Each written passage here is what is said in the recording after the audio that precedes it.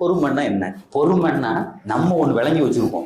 யாராவது அடிச்சா வாங்கிக்கிறது, அல்ல அமைதியா இருக்கிறது, யாராவது திட்டினா ஏத்துக்கிறது, அதுக்கு பேரெல்லாம் பொறுமை இல்லை சார். பொறுமை அப்படின்னு சொன்னா, தேங்காய் மரத்தை நம்ம நட்டு வச்சோம் அப்படின்னு சொன்னா அது எப்ப காய் காய்க்கும்? வாழை மரத்தை நட்டு வச்சோம்னா அது எப்ப நமக்கு வாழைக்காயை தரும்? ஒண்ணுக்கு டியூரேஷன்ஸ் உண்டு.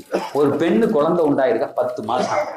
சரி, நமக்கு எதெல்லாம் தெரிகிறதோ புல்ல 10 மாசம் கழிச்சு வரும். தென்னை மரம் 5 வருஷம் கழிச்சு தேங்காய் காய்க்கும். மாமரம் 5 வருஷம் கழிச்சு காய்க்கும். இதெல்லாம் தெரிஞ்சு வச்சிருக்கோம், பொறுத்துக்கிட்டு இருக்கோம். அப்படித்தானே? பெருமானார் சொன்னாங்க, சபுர்னா என்ன தெரியுமா?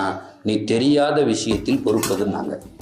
இது 1 வருஷம் கழிச்சு வருங்க, 10 மாசம் கழிச்சு வருவன பொறுக்கிறல்ல, அதை கொண்டாடுறல்ல, அந்த அம்மாவுக்கு வலிக்கிறத நீ சிரிக்கிறல்ல.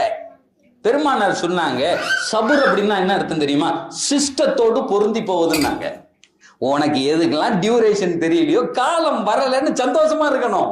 என் நல்லா நிகழ்த்தி காமிப்பான், அதுக்கு பேர் தான் சபுர்.